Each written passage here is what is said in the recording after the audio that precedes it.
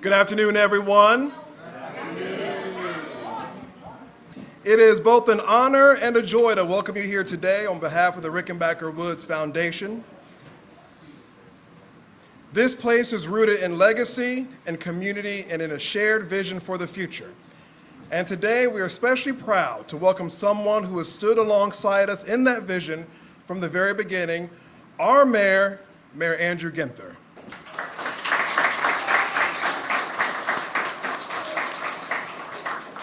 Mayor Ginther, your commitment to Livingston Avenue is not new. You have been with us since we first opened our doors in 2017. Your ongoing support year after year has helped lift up this corridor, support our families, and most importantly, invest in the well-being of our youth. We thank you sincerely for that. We also extend our gratitude for your continued partnership with the Livingston Area Merchants Association, whose president, Ms. Nina Cradoff, is here with us today. Hello, President Cradoff. Nina, thank you for your leadership and for always being a fierce advocate for our neighborhood businesses. Mayor, your administration has made significant investments, millions of dollars, towards making our city safer and more supportive for children and families, not only during the summer months, but throughout the entire year. Today, we are joined by some of those very youth those investments have benefited. Our amazing Summer Youth Adventure Camp participants. Yeah.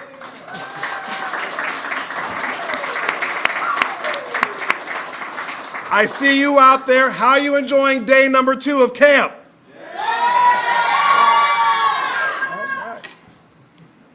As we continue building a community grounded in hope, safety, and opportunity, we are grateful to have leadership that shows up, that listens, and that takes action.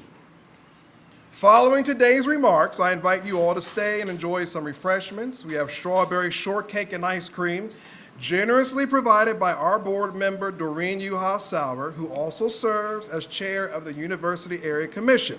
Thank you, Ms. Doreen, for your ongoing contributions in hospitality.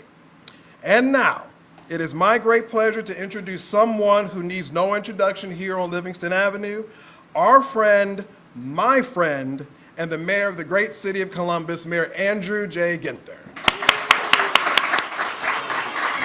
Thank you, sir. Good afternoon. It is great to be with you, and it's awesome to be today. You help us all remember what our why is, why we do what we do, and that is to lift you up, celebrate you, pour into you, invest in you, so that our city is going to be in great hands moving forward. So thank you, Michael. Thank you for that kind introduction and our ongoing. We've known each other a long time. You've been an incredible advocate and fighter for this neighborhood, and just so grateful to be here today. And a little bit of time I spent with Mia, and appreciate all the great work. And she was telling me about this project that we're working on with the campers about if I was mayor and some of the lists and priorities. And I'm glad to know that a lot of things we're going to talk about here today are covered. The one thing we need to go back to talk to the auditor about, directors, is whether or not roller coasters are capital eligible, because that was one of the recommendations made by the young people here. I love roller coasters, but I don't know if the auditor can get that or not. But it's great to be here, and to the Livingston Avenue Merchants Association, Director Long, the Department of Finance, the entire cabinet, and all our great leaders in this city. Just so grateful for all that you do. Our Department of Finance team has been doing quite a bit of math. I hear that this is STEAM focused, right? Yes. So we may have, no pressure, Director Long, but we may have your successor in this camp here working away this summer as we focus on math and science and technology and the arts. Make sure you're well-rounded, well-educated, and well-developed.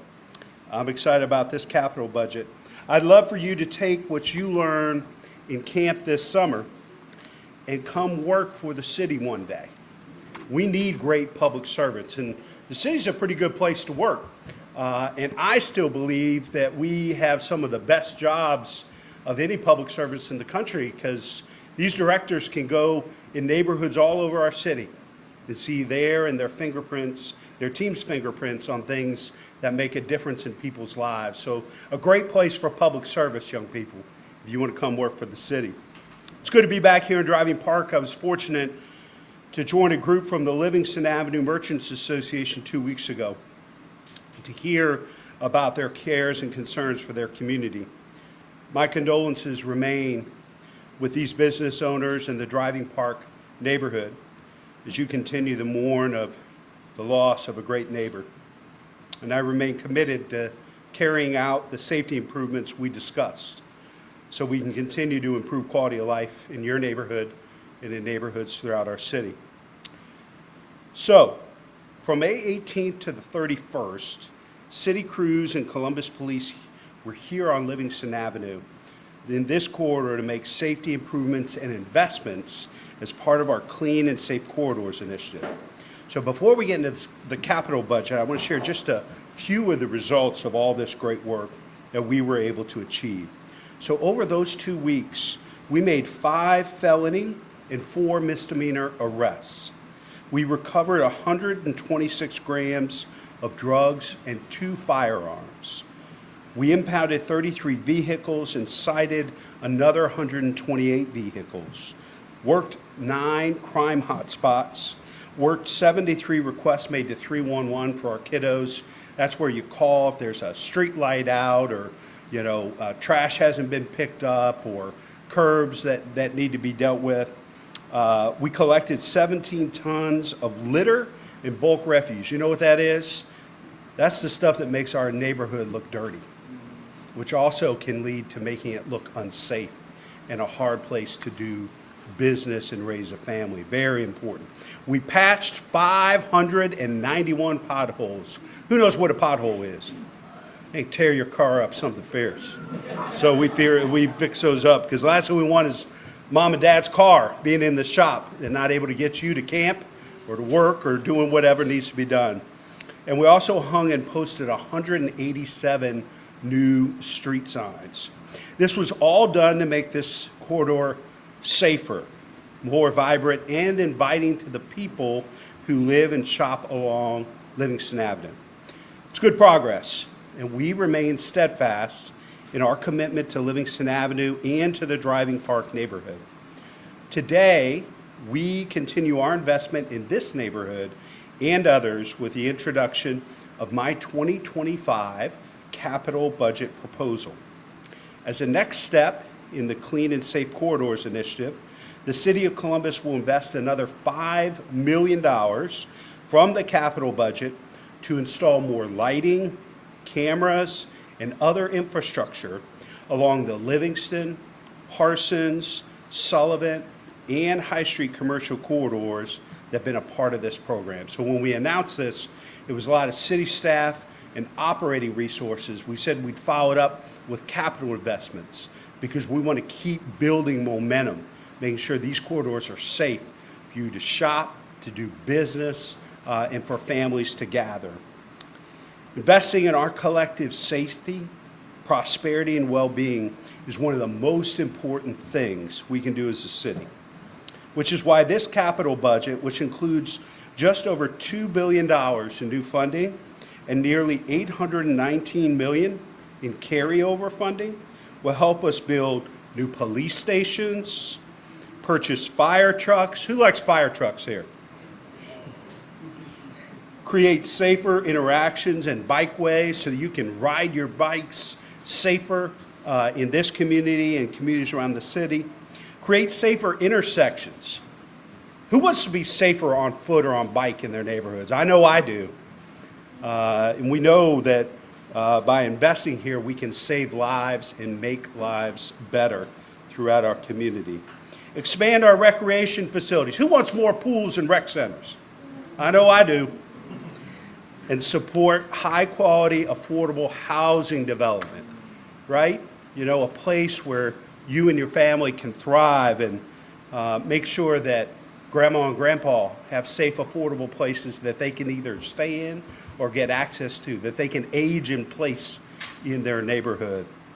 Among our safety investments, I'm pleased to share with you that the design of the new Easton Police substation will be completed later this year, and will break ground on the new substation in January, thanks to $14 million in this capital budget.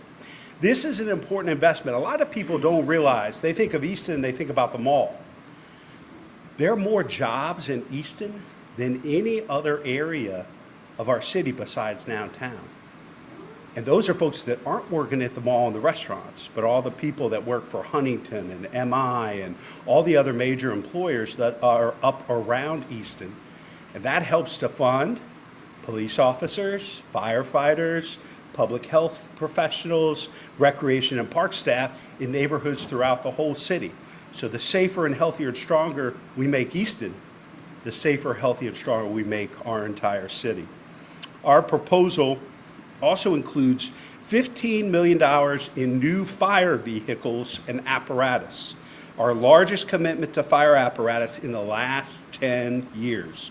So we may continue to expand and modernize our emergency fleet to serve our growing city.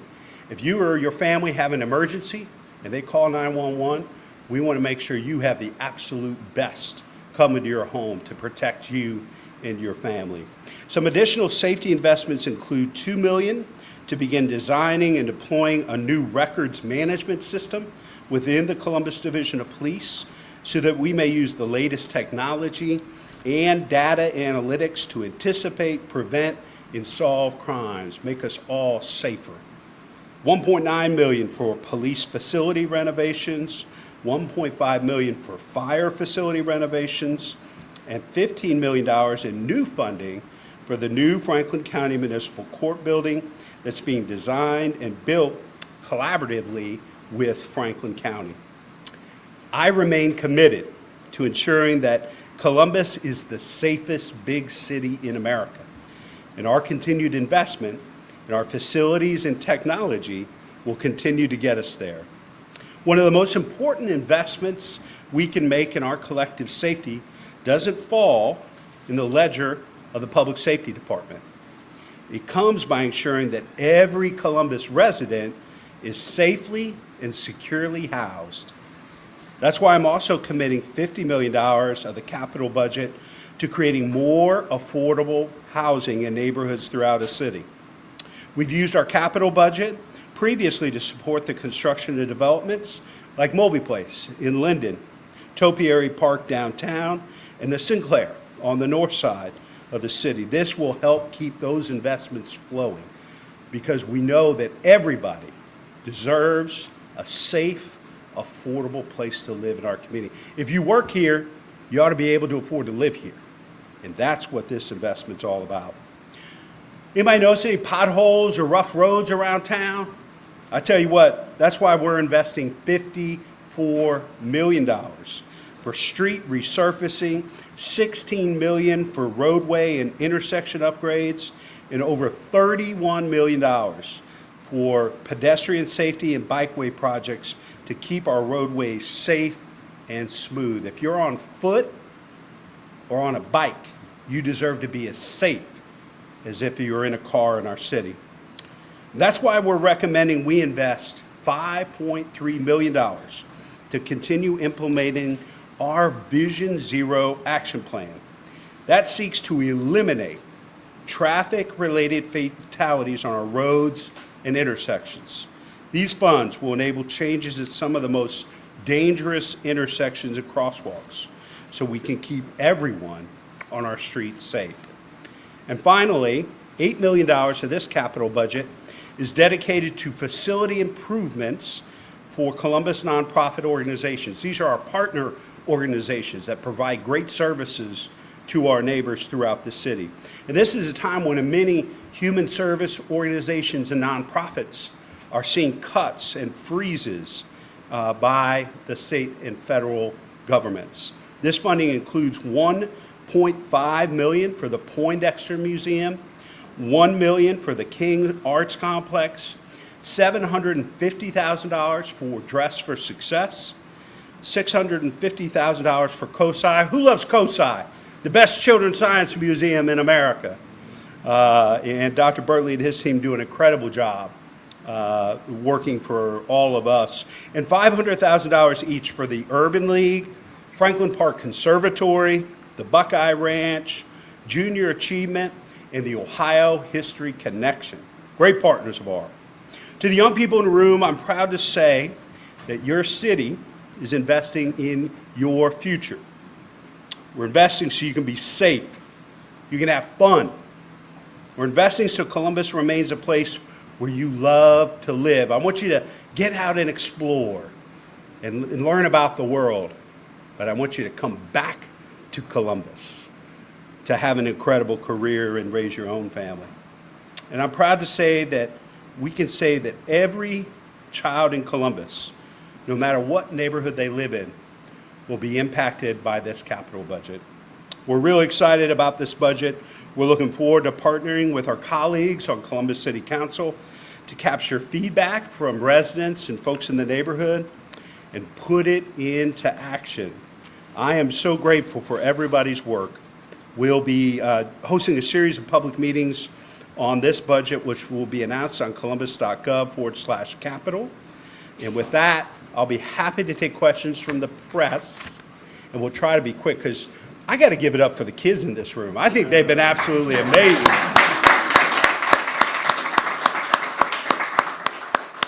You guys are so much better behaved than my 14-year-old at home. I don't know. You come over to my house and show her how to act and behave, you know. But any questions from the press, and then we'll allow these kids to get back to camp, although I've been thrilled to join them. Last night at Columbus City Council, they had approved funding for some new helicopters for the police department's fleet. I want to ask you, like, a lot of police departments, sheriff's offices in this country are now kind of making this switch to drones and drone technology. I want to ask, like, do you view drones as an alternative to helicopters? And, like, why not switch sooner, especially given, like, the price tag of getting those drones versus buying, like, two helicopters for about $6 million? I'd encourage you to talk to police officers and neighbors who are alive today because of the helicopter unit that otherwise might not. When you talk to folks who have benefited from our helicopter unit, they're pretty powerful stories. And I know there are scores of police officers working today or happily retired that might not be without the helicopter unit. It's a huge force multiplier. Part of the investments we're making are to improve technology so they can fly at higher levels but still be able to gather the same information. And I've ridden with our helicopter unit a few times, and fully understanding all the benefit, it is something we're going to continue to invest in. I think we've shown over time we're always willing to look at new technology and innovation. We're not opposed to what you're describing with respect to drones.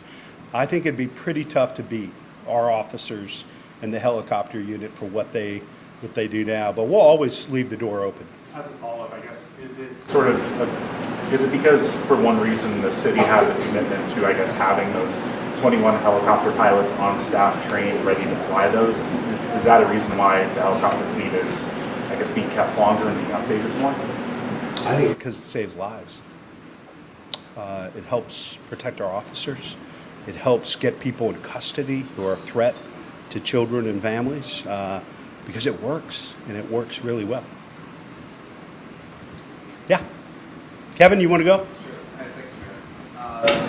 There have been some high-profile crimes in Easton. There's been a shooting, there have been cars stolen, cars broken into. Is the substation a reaction to that? What is your sense of the crime at Easton and whether or not there needs to be a greater police presence? Is that part of why the substation is being Well, we've been talking about this and planning this for a couple of years. We're thrilled about the partnership we have with the folks at Easton. As you know, Kevin, you look at the numbers and the statistics, crime is dropping dramatically. You know, violent crime, both homicides, felonious assaults, and other things here and in cities across America because of the great work of the Columbus Division of Police and the tips and information coming from the community. So we can't rest on our laurels. We have to continue to focus on preventing crime as much as possible, continuing to invest in prevention, intervention, and enforcement. Obviously, I just said the Easton Job Center, I think, produces more income tax revenue for basic city services than any other job area in the city besides downtown. So we're protecting that investment and making sure that they continue to grow and thrive. But we're also, as you know, building a new substation over on the hilltop and other places as well. And so we're going to continue to do that to keep us all safer. But it's not in reaction to any one thing. What's the status of the Hilltop substation? That's been on the list for a while. It's been a little bit more complicated because I think we had to do an exchange with the state government. Is that right, Director Bashotti? But I think we completed design, break ground next year? Is that right? I'm looking maybe Director Hall. Sure, it's currently out for bid. Out for bid right now. So game plan is for construction completion next year. You have 15 million in the budget for fire vehicles. How does that number compare with other years, and why is it important to make sure you're funding that this year specifically? I think we've been anywhere from 5 to 10 million over the last decade or so. And I think certainly as we continue to grow, we've opened a couple of new fire stations. And so we just need more fire apparatus. And if you don't replace the apparatus every so often, it becomes much more costly to maintain and keep in service. And so part of this is investing in our growth in the future. Yes, sir. My name is Devin Anderson. First, I want to thank you for being here. My question is, we had a chance to talk to our campus this morning about how many people you work alongside and how task heavy it is for you to be able to do your job and counsel and everybody else. So what is some advice that you can leave with our campers and kind of let them know how they can be pillars of their community, working alongside each other so that they can make a positive impact within their community? Well, first and foremost, unless you're sick, show up every day to camp. You know, show up every day to camp and bring a spirit and a curiosity. You know why I love my job as much as I do? First and foremost, I get to have an impact and make a difference in people's lives all over the city. But I love to learn about things I don't know about. Still, I just turned 50 this year. And even at old age of 50, I still love to learn something new every day. So bring that curiosity. I know your guys will be focused on STEAM, but bring that curiosity, not just to camp every day this summer, but you know, in the school year and the years ahead. Bring that same sort of curiosity about learning about things, and then just have a heart of service for your neighbors. No matter what you do for a career or a job, if you love your neighbor and you're here to serve your neighbors, Columbus, the brightest days are still ahead of us.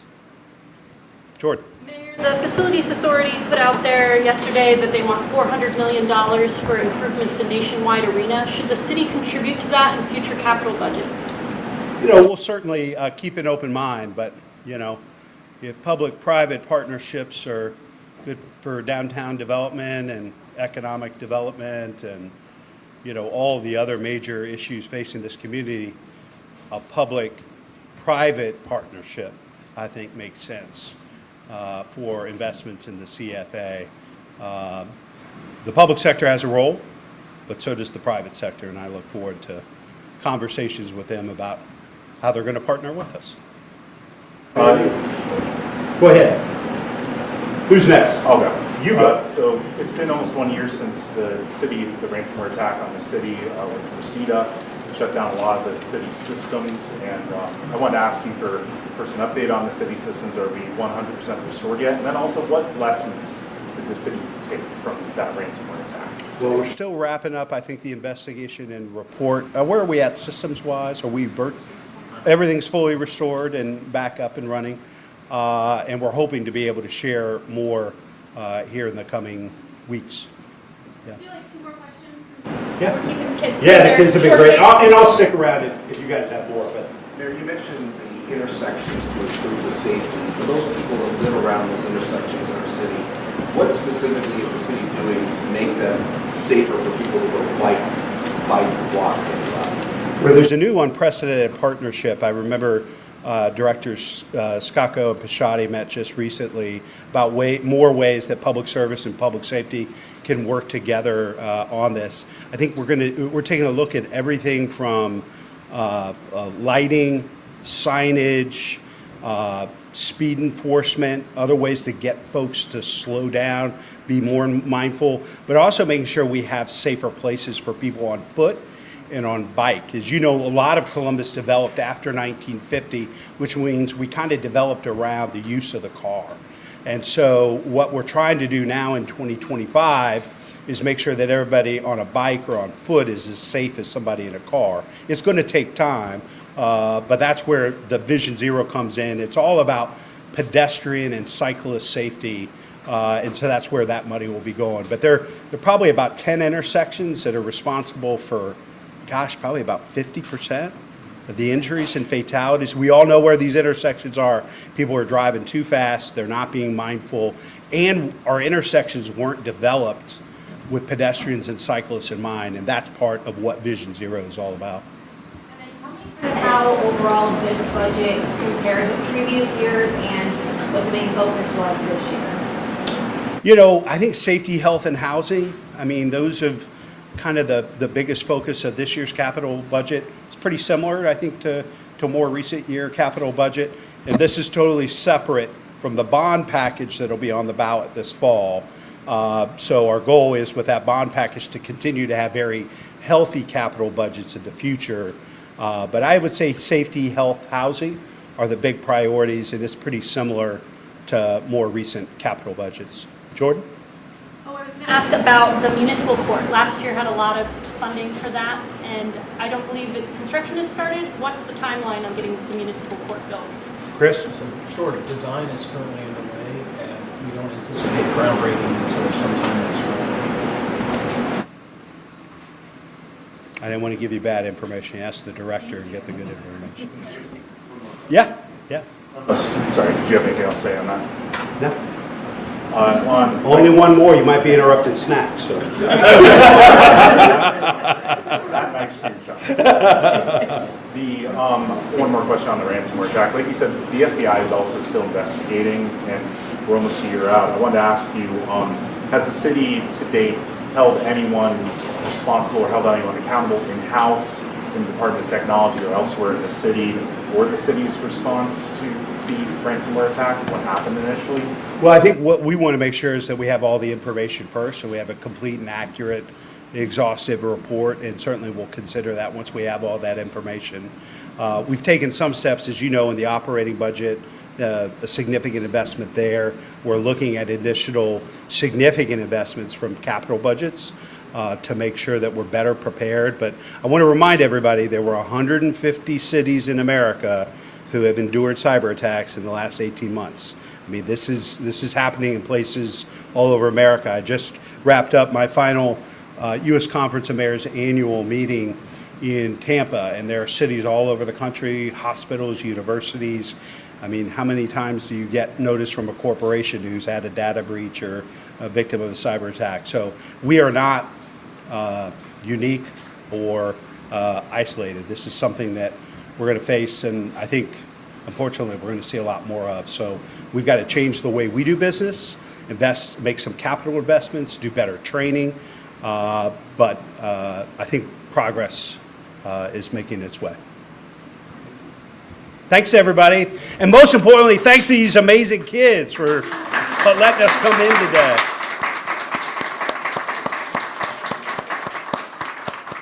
You guys were amazing.